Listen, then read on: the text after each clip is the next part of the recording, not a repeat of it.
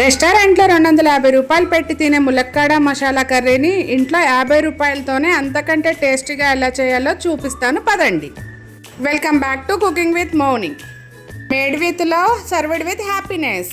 ఈ టేస్టీ మసాలా ములక్కాడ కర్రీకి ముందుగా మసాలా అనేది ప్రిపేర్ చేసుకుందామండి. స్టవ్ అనేది ఆన్ చేసుకొని ప్యాన్ అనేది పెట్టుకొని అందులో ఒక 2 స్పూన్ల ఆయిల్ అనేది యాడ్ చేశాను. ఇందులోనే ఒక 2-3 స్పూన్ల పల్లీలు అనేది యాడ్ చేస్తున్నానండి. ఇవి మంచిగా వేయించుకొని మిక్సీ జార్లో తీసి పక్కన పెట్టుకుందామండి. అదేవిధంగా ఇదే ప్యాన్లో ఒక 5-6 వరకు ఎండుమిర్చీలను కట్ చేసుకొని వేయించుకుందాము. ఇవి కూడా ఎర్రగా వేగిన తర్వాత కొద్దిగా ఇందులోకి జీలకర్ర అనేది 1 స్పూన్ వరకు యాడ్ చేస్తున్నానండి. అదేవిధంగా 4-5 లవంగాలను కూడా యాడ్ చేస్తున్నాను. అదేవిధంగా ఒక 2 ఇంచుల దాల్చిన చెక్కని కూడా వేసుకుంటున్నానండి. ఇవి వేడైన తర్వాత పక్కకు తీసుకొని మిక్సీ జార్లో వేసి మిక్సీ చేసుకోవాలి. ఇందులోనే 1 ఇంచు అల్లం ముక్క, ఇంకా ఒక 4 వెల్లుల్లి రెబ్బలు కూడా యాడ్ చేసి మిక్సీ చేసుకోవాలండి. ఇప్పుడు ఇంకొక కడాయి అనేది తీసుకొని అందులో ఒక 2-3 స్పూన్ల ఆయిల్ అనేది వేసి వేడైన తర్వాత ఇందులో ఒక 2 స్పూన్ల వరకు తాలింపు గింజలు అనేది వేసి వేయించుకుంటున్నాను.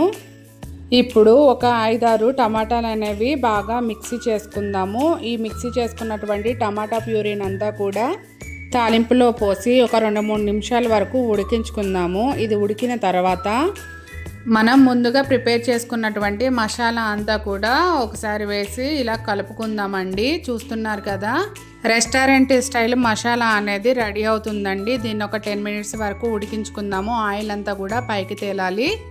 ఒక చిన్న రిక్వెస్ట్ అండి, నా వీడియో అనేది నచ్చినట్లయితే లైక్ చేయండి. ఫస్ట్ టైం మన వీడియో చూసినట్లయితే సబ్స్క్రైబ్ చేయండి.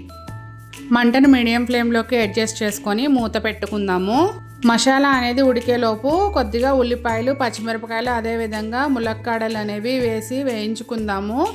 ఒక 5 నిమిషాలు వేయించుకోవడం వల్ల ఏంటంటే రెస్టారెంట్లో చేసిన విధంగానే ఈ కర్రీ అనేది వస్తుందండి. మసాలా అనేది ఉడికేటప్పుడు ఇక్కడ ఒక 3-4 స్పూన్ల చింతపండు రసాన్ని కూడా యాడ్ చేస్తున్నాను. దీని ద్వారా ఇంకా టేస్ట్ అనేది ఎక్స్ట్రా అవుతుంది. నేను స్టార్టింగ్లో సాల్ట్ అనేది యాడ్ చేయలేదండి, అందుకే ఇప్పుడు ఒక 1.5 స్పూన్ వరకు సాల్ట్ అనేది యాడ్ చేస్తున్నాను. అదేవిధంగా 2 స్పూన్స్ చిల్లీ పౌడర్ అనేది యాడ్ చేస్తున్నానండి. ఇది మసాలా కర్రీ అవడం వల్ల కొద్దిగా స్పైసీగా ఉంటేనే బాగుంటుంది కాబట్టి మీరు చాలా తక్కువగా తినే వాళ్ళైతే ఒక 1/2 స్పూన్ తగ్గించి వేసుకుంటే సరిపోతుందండి. దీనికి మూత పెట్టి ఒక 5 నిమిషాలు ఉడికించుకుందాము. చూస్తున్నారు కదా, ఎంతో చక్కనైనటువంటి మసాలా అనేది రెడీ అయ్యింది. ఇప్పుడు మనం ఇందుట్లోకి ముందుగా ఉడకపెట్టుకున్నటువంటి ములక్కాయ ముక్కల్ని యాడ్ చేద్దాము. వీటంతటిని కూడా ఒకసారి కలుపుకొని మూత పెట్టుకొని ఒక 10 నిమిషాల వరకు ఉంచుకున్నాము అంటే ములక్కాయ ముక్కలకి ఆ మసాలా అనేది మంచిగా పడుతుందండి. 10 మినిట్స్ అయిన తర్వాత మూత తీసి చూసుకుందాము. చూసారు కదా, ఇలా నూనె అంతా కూడా పైకి తేలినట్లయితే రెస్టారెంట్ స్టైల్ ములక్కాడ మసాలా కర్రీ అనేది రెడీ అయ్యిందండి. అయితే ఇప్పుడు రెస్టారెంట్ ఫ్లేవరే మనకి అలానే అనిపించాలి అంటే 1 కప్పు వరకు కూడా ఫ్రెష్ క్రీమ్ అనేది యాడ్ చేస్తున్నానండి.